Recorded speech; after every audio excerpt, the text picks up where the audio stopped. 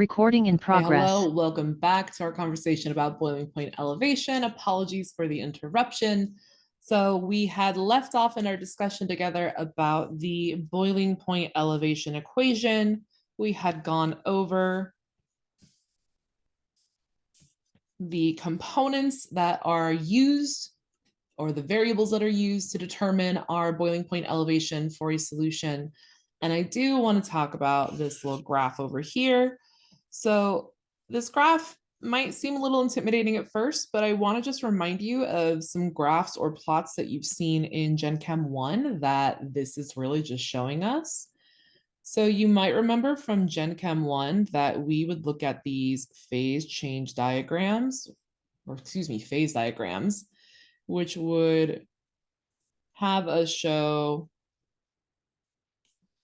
the pressures and temperatures at which each of our three phases exist, including the lines that are the boundary lines between those phases, meaning the lines or curves or sets of pressures and temperatures at which phase equilibrium exists between the two phases. So what we are looking at here in this graphical depiction of boiling point elevation is we are looking at the line that separates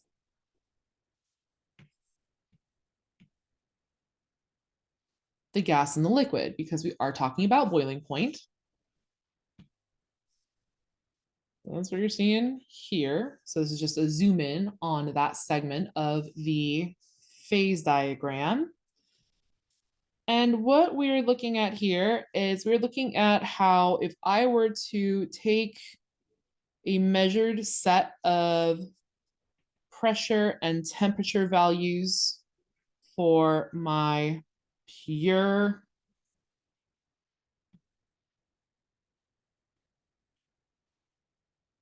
solvent, and then compare that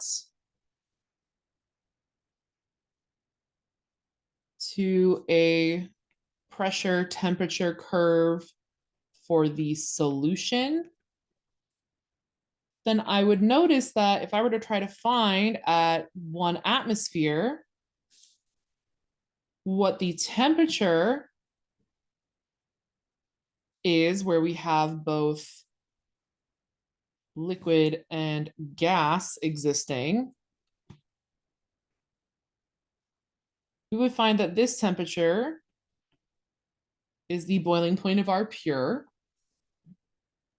And we'd see this shift over to the right for our solution. So we would have kind of like, I want to overlay two different graphs, it would be shifted over like that on our actual phase diagram.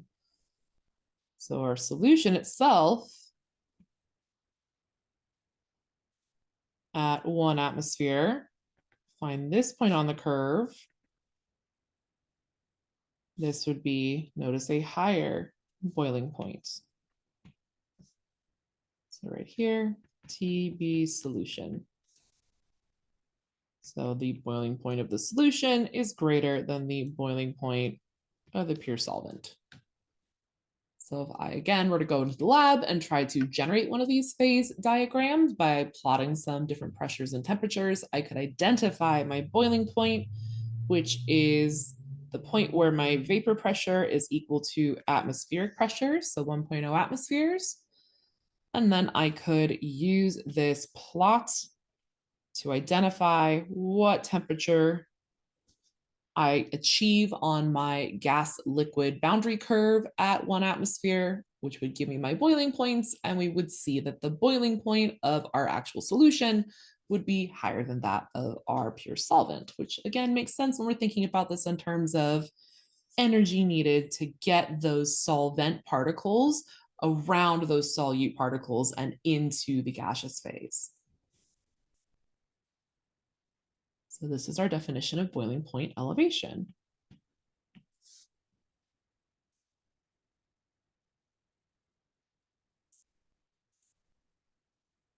So why do you care about this, right? Like, why is it something that you're being taught?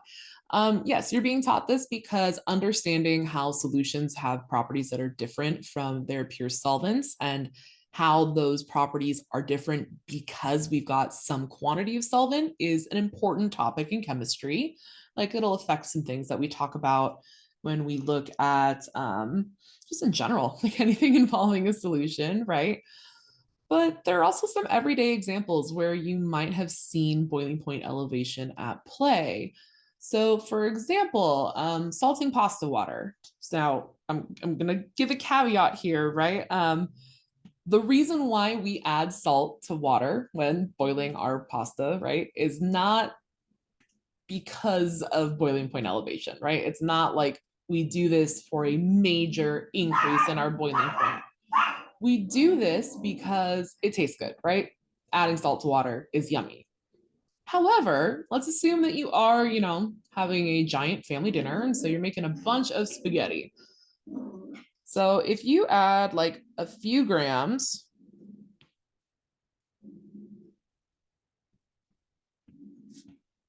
of sodium chloride to about 10 cups of H2O, then you would see like an approximately 0.125, I believe. No, 0.015 degrees C. Change in the boiling point. Why is that useful? So it will take you a bit longer to boil, right? Because you have to pump more energy into the system to bring us to this higher temperature. But once you're at that higher temperature, you can cook your food at a higher temperature, right? So you can cook your pasta a little bit faster. So the boiling process itself, it's slower, but the cooking process, because you're having it happen at a higher boiling point or a higher temperature, is now something that could be a little bit more expedited. So that's kind of like one household thing that you might think of in terms of where boiling point elevation is useful or why you should care.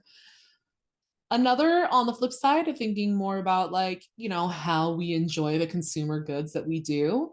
If you have any white sugar in your household, right, that comes from sugarcane, that had to come from the sugarcane plant, and the literal plant itself was refined. So it was like blended up, gone through a series of different chemical processes, physical separation processes until you achieve this simple syrup, which is basically a solution of sugar and water. And the point of refining sugar from sugar cane is we're trying to get a solid. So as we continue to heat the syrup, the concentration of sugar increases. So these industrial plants that are refining the sugar are going to have to change the temperature of the setting, like the pot or the what's the word I'm looking for, drum or vat in which they are refining this syrup. So there's like this constant gradual increase in the temperature that they're supplying, because as we drive off more water, our solution becomes more concentrated, and thus it requires more energy to boil in the first place. So as we continue to heat the syrup, the sugar concentration increases. So the boiling point is also continually increased.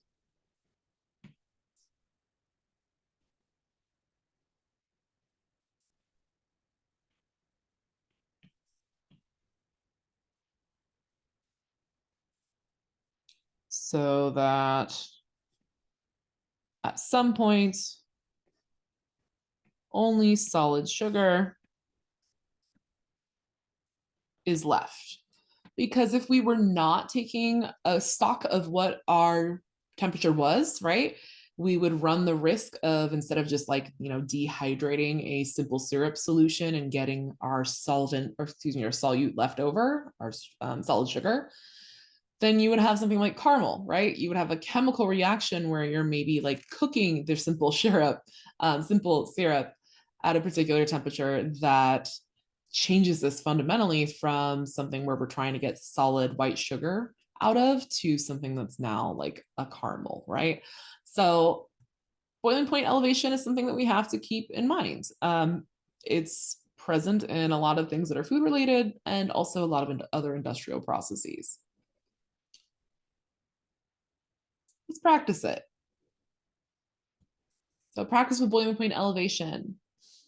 The addition of potassium chloride raises the boiling point of 1.03 kilograms of water by 3.014 degrees C.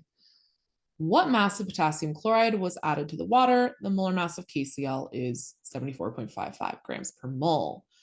So if I'm going to start with anything that says like raising the boiling point, I'm probably going to want to start with my boiling point elevation equation. So this is the change in our boiling point delta TB is equal to KIM. So in order to figure out the, let's see here, any information about our solute, KCl, we're going to need something involving our molality. This is the only term that involves a solute quantity, right? Molality is moles per kilogram. So how about we rewrite this where we have the change in boiling point being equal to K times I times moles KCl over kilogram of solvent, which here is water. And now it's a question of, can I plug in some values and ideally isolate moles of KCl, because I can get mass of KCl from my moles using my molar mass. So let's look at our change in boiling point. Question says, the addition of KCl raises the boiling point by 3.014 degrees C. So we weren't even given the like actual boiling point of the solution. We were already told what the raising or changing of our boiling point was. So we know that this is 3.014 degrees Celsius. That is equal to K, which again is our boiling constant. This is something specific to our solvent. Our solvent here was water, and that has a boiling constant of 0.519. Just check that I put that right. 512. I don't know why I want that 9 today. I really do.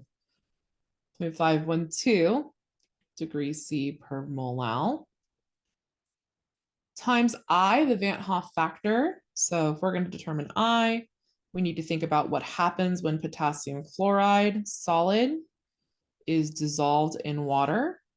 This is an ionic compound, so we see dissociation between our metal cation and our chloride anion, meaning that the actual number of particles that are put into solution when one potassium chloride dissolves is 2, because it splits off into 2 pieces. So my I is equal to 2 times my moles KCl over my kilograms of water. Let's look through the problem. Was I given any information about my water? Oh, look, I was. In fact, I was already given the mass of water in kilograms, so I don't have to do any kind of conversion.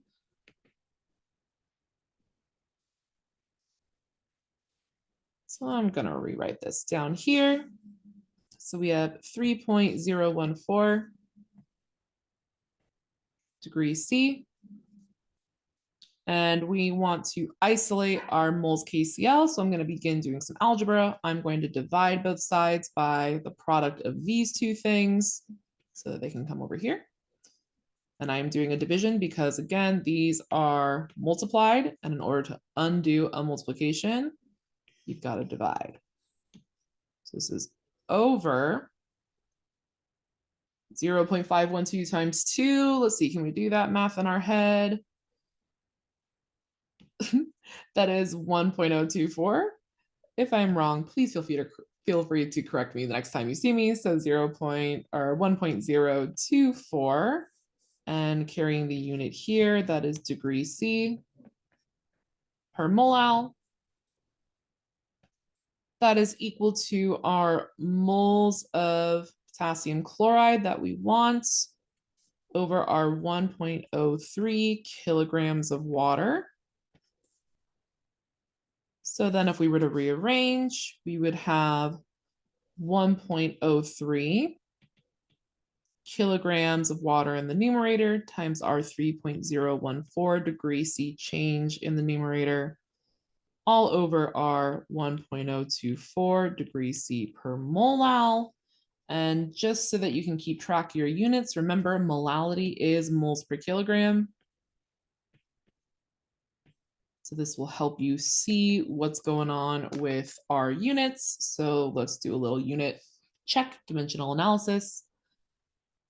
So we've got kilograms over something like 1 over kilograms, right? So this becomes 1 over kilograms. And then 1 over kilograms. It's a series of reciprocals. The kilograms do cancel. And then degree C, which will leave 1 over moles, which is equal to moles, which is exactly what we want. So let's get this value. So 1.03 times 3.014 times 1.024 gives us 3.178. Let's make sure we're aware of our sig figs. Let's say your 3 sig figs. 3.17 carry 89 for use later moles of KCl. And we are so close because our goal here